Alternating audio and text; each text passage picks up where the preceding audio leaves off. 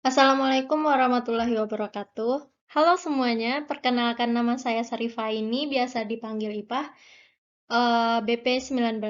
Alhamdulillah pada periode kali ini saya dipercaya sebagai Kabak PSDM. Nah, pada kesempatan kali ini saya akan sedikit menjelaskan materi tentang cracker kepada rekan-rekan sekalian. Mari kita lanjut.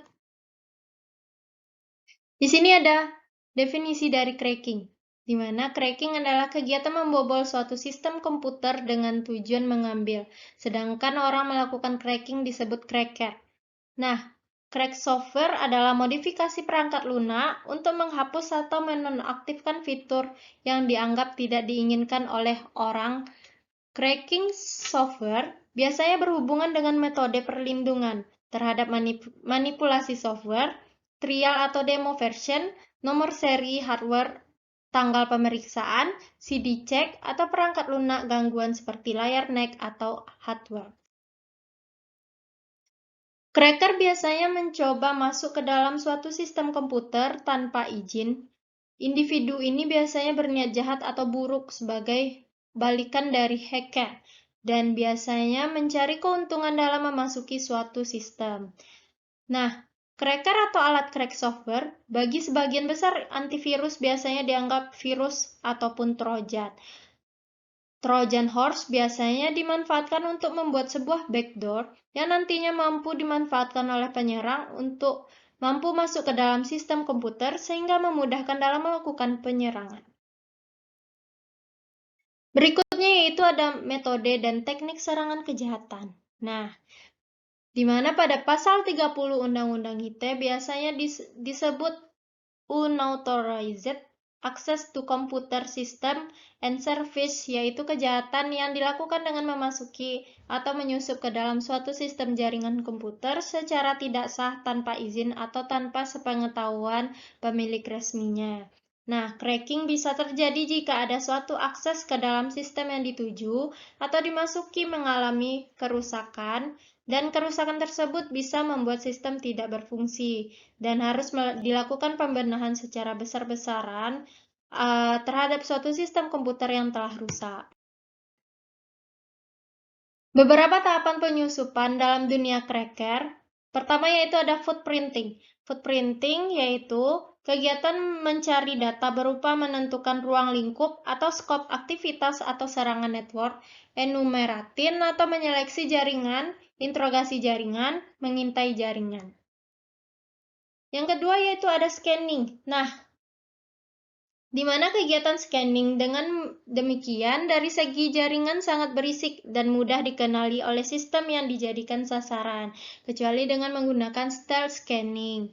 Untuk melindungi diri dari kegiatan scanning, yaitu bisa memasang firewall, misalnya zone alarm, atau bila ada keseluruhan network. Yang ketiga yaitu ada enumerasi. Beberapa orang mungkin berpikir bahwa hard disk yang di-share itu hanya dapat dilihat oleh pemakai LAN saja. Tapi kenyataannya tidak demikian. NetBIOS Session Service dapat dilihat oleh siapapun atau terhubung ke internet di seluruh dunia karena enumerasi termasuk yaitu pencarian data. Yang keempat ada gaining access. Nah, biasanya di sini seseorang penyerang sudah mempunyai paling tidak user akun yang absah dan tinggal mencari passwordnya.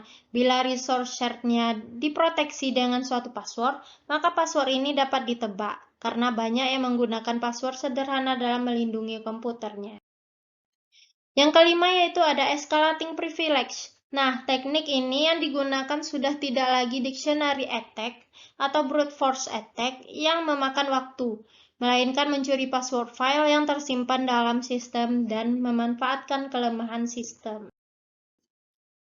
Berikutnya yaitu ada faktor-faktor yang mempengaruhi terjadinya cracking, di mana di satu sisi lainnya memudahkan bagi pihak-pihak tertentu untuk melakukan tindak pidana. Di mana yaitu faktor yang tersebut yaitu ada satu faktor politik yang dilakukan oleh orang Indonesia sebagaimana kasus yang telah terjadi di beberapa kota Indonesia yang mengakibatkan Indonesia kurang baik di mata dunia dalam pengakuan hukum cracking. Yang kedua yaitu ada faktor ekonomi. di mana kemajuan ekonomi suatu bangsa salah satunya dipengaruhi oleh promosi barang-barang produksi. Masyarakat dunia banyak yang memanfaatkan internet untuk mencari barang-barang tersebut untuk kepentingan perorangan ataupun koperasi. Yang ketiga yaitu ada faktor budaya, di mana terdapat juga beberapa bagian yaitu kemajuan teknologi informasi, di mana sekarang orang sudah rata-rata memakai gadget. Nah, semua orang membutuhkan teknologi informasi dan melalui teknologi tersebut orang bisa lebih mudah untuk mendapatkan informasi karena di situ ada kebebasan yang seimbang, bahkan dapat saja mengaktualisasikan dirinya agar dapat dikenali oleh orang dan lingkungannya. Ada sumber daya manusia, di mana sumber daya manusia dan teknologi informasi mempunyai peranan penting sebagai pengendali dari sebuah alat tersebut. Dan berikutnya yaitu ada komunitas baru, di mana dengan adanya teknologi sebagai sarana untuk mencapai tujuan, diantaranya media internet sebagai wahana untuk berkomunikasi secara sosiologis, terbentuklah sebuah komunitas para pencandu internet yang saling berkomunikasi dan saling bertukar pikiran. Berikutnya yaitu dampak cracker terhadap keamanan negara. Kurangnya kepercayaan dunia terhadap Indonesia di sejumlah kota-kota besar yang ada seperti Bandung, Semarang, Yogyakarta, Surabaya, dan Jakarta. Para cracker sebagian besar itu adalah oknum dari oknum terdidik seperti mahasiswa. Yang keempat yaitu ada keresahan masyarakat pengguna komputer, di mana yaitu ada pelaku kejahatan. Nah, karakter subjek hukum berbeda dari pelakunya. Pelaku tampaknya memiliki keunikan tersendiri yang belum tertampung dalam konsep-konsep atau teori konvensional mentindak kejahatan. Berikutnya yaitu ada modus operandi kejahatan yang sangat berbeda dari tindakan kejahatan konvensional. Dan berikutnya yaitu ada korban kejahatan, di mana juga tidak terlihat karena tempat tinggal dan kewarganegaraan korban yang tidak selalu sama dengan yang diambil oleh cracker.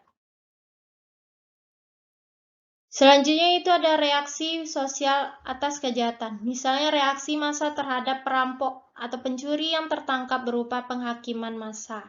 Yang selanjutnya yaitu ada hukum, di mana di sini terdapat undang-undang IT yang telah saya sebutkan tadi. Nah, selanjutnya itu ada dampak keamanan cracking terhadap keamanan dalam negeri.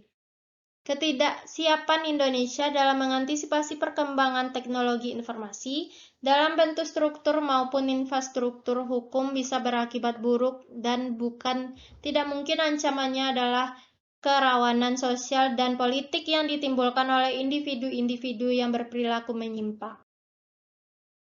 Selanjutnya itu ada sanksi hukum Indonesia terhadap kejahatan cracking, di mana yaitu ada pasal 30 ayat 3, setiap orang dengan sengaja atau tanpa hak atau melawan hukum mengakses komputer dan atau sistem elektronik dengan cara apapun dengan melanggar, menerobos, melampaui atau menjebol sistem pengamanan. Selanjutnya itu ada pasal 46 ayat 3. Setiap orang yang memenuhi unsur sebagaimana dimaksud dalam pasal 30 ayat 3 dipidana dengan pidana penjara 8 tahun atau didenda sebanyak 800 juta.